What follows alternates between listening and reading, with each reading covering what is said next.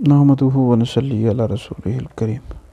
ایک سوال ٹیکسلا سے ہمارے پاس آیا کہ نبی پاک علیہ السلام کے چچا حضرت سیدنا عباس بن عبد المطلب رضی اللہ تعالیٰ عنہما کا وصال کس ہجری میں ہوا؟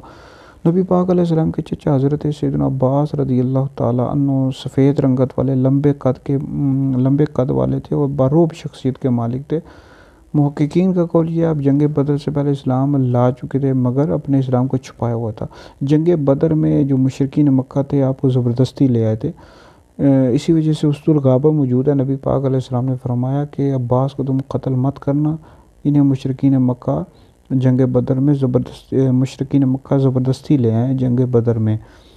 تو مفہوم عرض کر رہا ہوں، تو آپ کے 10 بیٹے تھے اور 3 بیٹیاں تھیں، اور ترمذی میں حدیث موجود ہے کہ جس نے انہیں تکلیف پہنچائی اس نے مجھے تکلیف پہنچائی، کیونکہ آدمی کا جو چچا ہوتا ہے باپ کے قائم مقام ہوتا ہے۔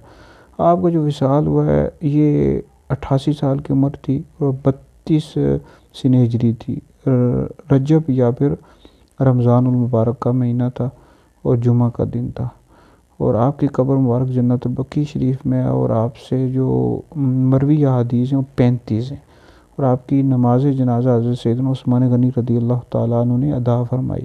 اللہ تعالیٰ آپ کے صدقے ہماری مغفرت فرمائے۔